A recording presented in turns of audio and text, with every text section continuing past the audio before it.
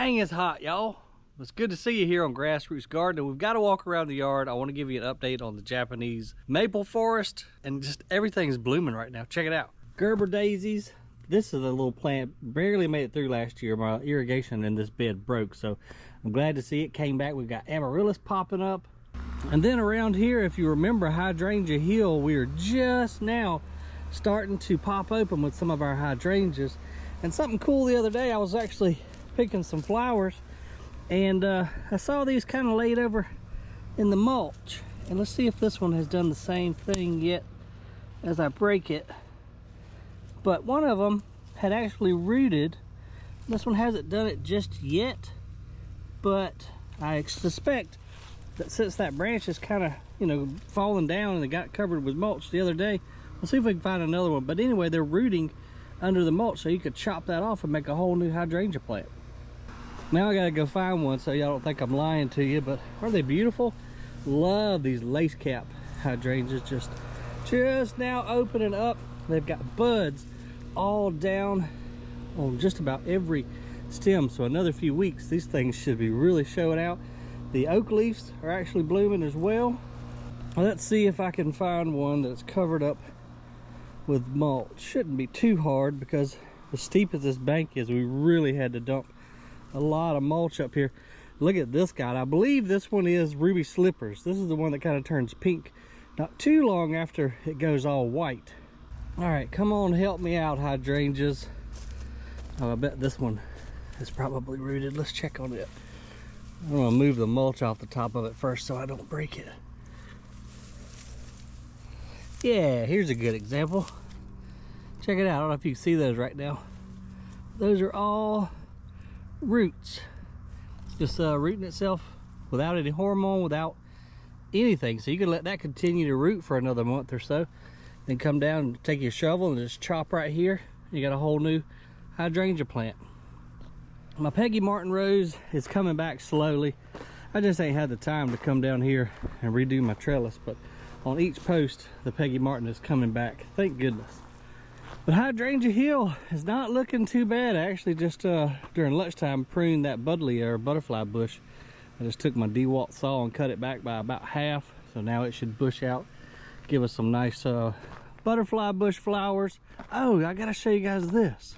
I forgot I haven't even done a garden tour since I built this maybe 2 weeks ago. But I took these hog panels, bought them at Tractor Supply, drove in some T-post right here. I'll show you a clip. I think I did a time lapse of me actually installing this thing. It wasn't the easiest being by yourself. Two people would make it a lot easier, but I'm super happy with the way it turned out. Now all the muscadine vines can climb up, and we can just walk through the tunnel and pick our grapes. I planted 2 more that I bought down at Grassroots Garden Center the other day. Let's see, we've got another Carlos and then a Scuppernong. And what I want to do, y'all, is come in here, and I began it a little bit, you can see. I kind of wanted to just, you know, get a feel for how it was going to look, but I want to come in here and cut steps so that we can walk down through the grape tunnel and have a little bit of room to kind of work. And when the grapes, hopefully when the grapes come, put a little stool, we can pick them and then make us some wine. This thing turned out pretty neat. Wasn't that difficult. Again, with 2 people it would be a lot easier, but relatively inexpensive, and should turn out really cool once it gets completely covered with grapevines. All right, let's make our way into the front yard. We got a beautiful rose blooming right here, bloodgood maple that we planted on the corner of the hopefully one day that will be the chicken pen. Again, right now I just parked my lawnmower under it, but I am really pleased to say that we, as of yet, knock on wood, we have not lost a single Japanese maple out of the, had to be close to 100 that we planted all over the yard. So now we haven't got into the heat of the summer, and that's what I'm a little bit worried about, and let me show you why. After the hurricane came through, obviously y'all know we lost our shade trees. I tried to tuck some of the variegated ones and lighter colored ones over here, and you can see it is working. We're about almost 5 o'clock, and the sun is getting blocked by the trees and providing some afternoon relief. But that's what I'm kind of concerned about, is just how open this Japanese maple forest is the ones that are a little bit more fragile, especially ones with variegation like that butterfly right there, probably not going to like June, July, and August too much. But if it can hang on, then these other upright ones, you know, it's going to take a few years, but as soon as they get big and provide a canopy and provide some shade to these guys, then they'll be okay. But I am really pleased at not losing a single one yet. Now, obviously, I have not gotten down here and weeded and brought my mulch in. I've got somebody coming to hopefully help me next week, because I just feel like I'm losing ground between running all the businesses and the YouTube channels and life, and I got Instacart coming right now with my groceries. I just can't get it all done. I have just a few hours every afternoon, and hopefully I can spend that in the yard. Sometimes I got to work on my truck or the boat, or there's just 50 million things going on all the time. So anyway, hopefully got some help coming next week to try to make a little ground, because right now we're getting behind. And then if y'all remember, we went ahead and planted Japanese maples all along the outside of this bed. We've still got to expand the bed, but look at this Twombly's Red Sentinel, I believe it is. It's a very columnar Japanese maple. Beautiful red leaves, and I just love that compact columnar growth habit.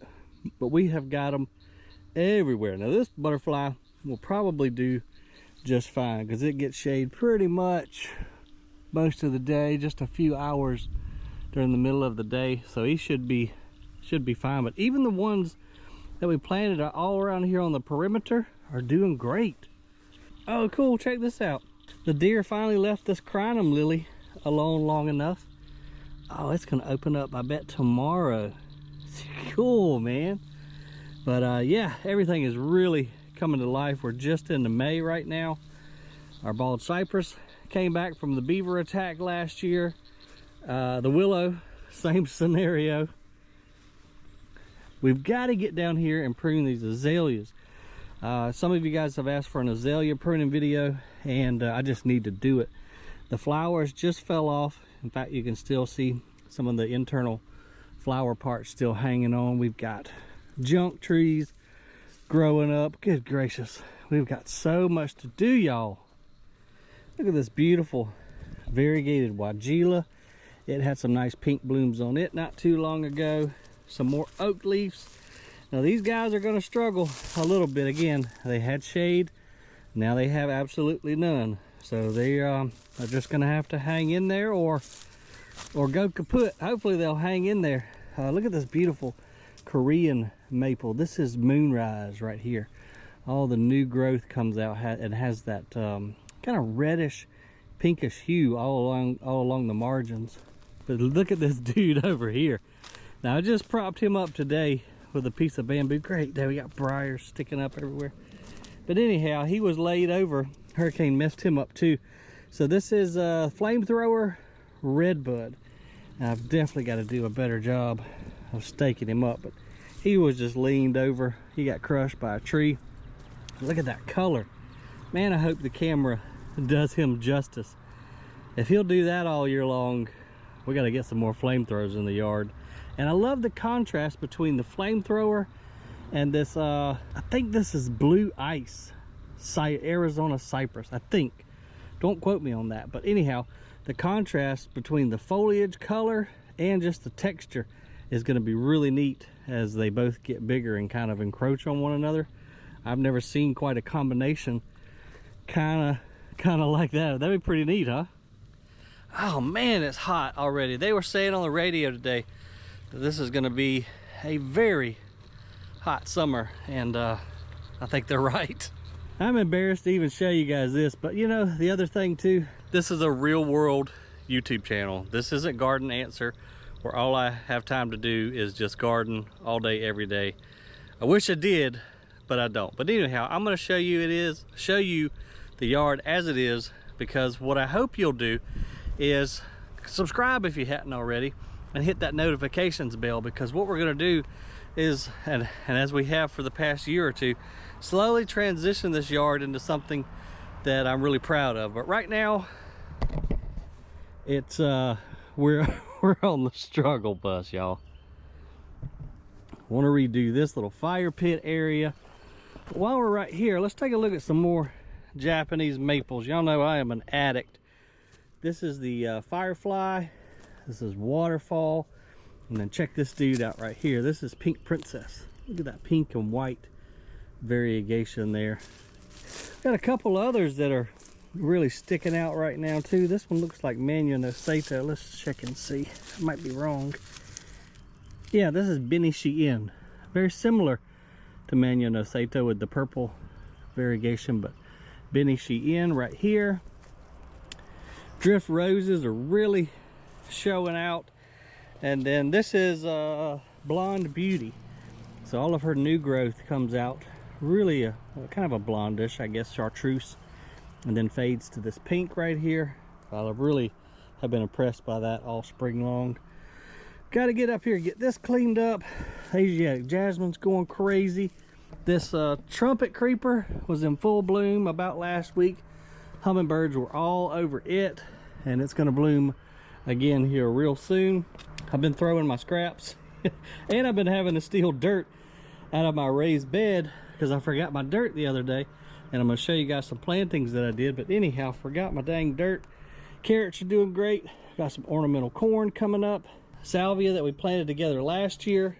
New salvia that Miss Joy gave me at the garden center the other day. The hummingbirds have been wearing these salvia out. This is that glow in the dark firefly petunia. I'll put a picture on the screen right now. Jackson and I had to take this into the bathroom, block out all the light, and it does in fact glow in the dark. So cool. Here's a hollyhock. My cousins out in Colorado gave me some seeds. We'll see how it does. That salvia also has been just being ambushed by the hummers. I don't remember the name. This is one you and I we planted last year. Can't remember the name of it. Let's see if I can find a tag. Of course not. Doggone it. I'll have to go back and look in the video. But anyhow, like magenta colored flowers on it. The pollinators and again hummingbirds have loved this guy. Got another glow in the dark petunia up here in a pot. And then let me show y'all this.